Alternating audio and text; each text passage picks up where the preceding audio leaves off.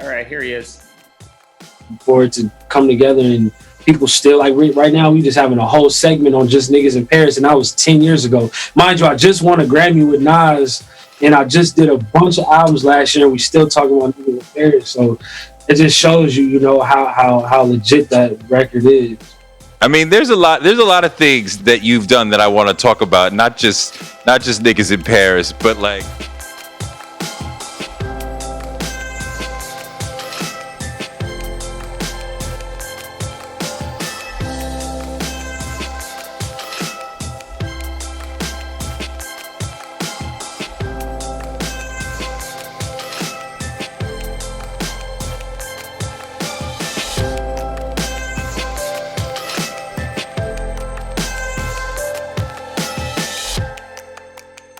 song drops, you like, man, I gotta turn up to this, and they could do it over and over and over. Like, that's unbelievable. Yo, I went to those shows when Jay and Kanye would do Niggas in Paris 10 times in a row at the end of the show, and the audience is still like, give us more, we want to hear it again. That beat, that song was just fire, and it's still one of my son's favorite songs. If we're in the car and I'm like, yo, what do you name anything you want to hear, he will always be like, yo, Niggas in Paris, oh my god, because he loves that high energy shit. Talk about making that record, because that is a landmark record in like modern culture. It's coming up on 10 years this summer. This August, it'll be 10 years since that song dropped. Man, it's unbelievable to me. Like, it's how, quick time flies. But that is funny. Like, we talked about, emailing records and stuff like that. I actually was hands-on working on other records with, Jay-Z and Kanye for Watch the Throne. Niggas in Paris was a beat that I had sent through email months prior. So this wasn't even brought up. It wasn't talked about. It wasn't even a thing to me. Like, it became a thing once they were overseas in Paris, played the beat, and I guess it just fit the energy of what was going on. And that ended up being one of my biggest records.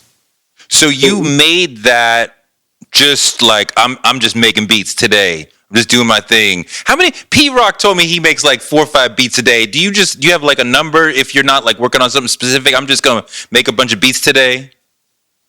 Honestly, I'm doing like a lot more producing now. I'm doing a lot more putting songs together, helping curate albums. So, I don't necessarily, not to say I don't have time, but I'm just putting time into other things. I'm engineering, I'm recording people, I'm doing whatever I got to do to get the process across. So, I'll try to show up to the studio early as possible and just make as many ideas as I can. I don't put a number on it, but whenever I'm feeling a vibe, I just try to just make as many as possible. So you had the Niggas in Paris beat that you just made just for you, just to have product. It wasn't for Jay and Kanye.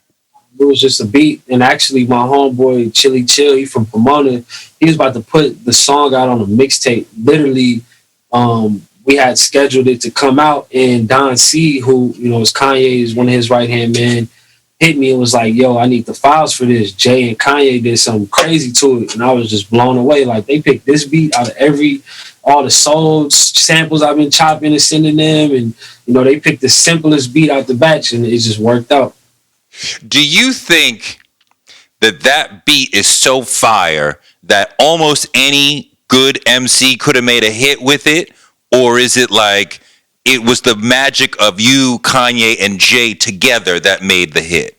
I was most definitely it was supposed to happen how it happened, because I had dropped off beat packs to multiple artists, and they had that beat. They never used it. So I'm thinking like, oh yeah, this just like, whatever beat. It's just simple. I just gave it to my homeboy. He was going to drop it, and for it to come together, and people still like, right now we just having a whole segment on just Niggas in Paris, and that was 10 years ago. Mind you, I just won a Grammy with Nas, and I just did a bunch of albums last year, and we still talking about Niggas in Paris. So it just shows you, how legit that record is. I mean, there's a lot of things that you've done that I want to talk about, not just Niggas in Paris, but like, was the Will Smith, what was that? What was that skater movie that you sampled for that? That was Kanye's idea to do that. Okay, so you had the beat, and Kanye said put the Will Ferrell pieces on it. That's all a part of the genius of it. Just that when he said that, were you like, huh? Or were you like, oh, that's hysterical? You didn't hear the song until it came out. Yeah, like they was sitting on it for a couple months, and I hadn't, caught like Kanye was, doing what he did, so I wasn't, I hadn't linked back up with them yet until the album came out. I went to the listening party, and they had it at a planetarium with, you could see the stars and all this crazy, while they're playing Watch the Throne for the first time, and when that came on, and how everybody lit up, I just knew it was about to be a moment. I mean, the whole, the beat is fucking fire.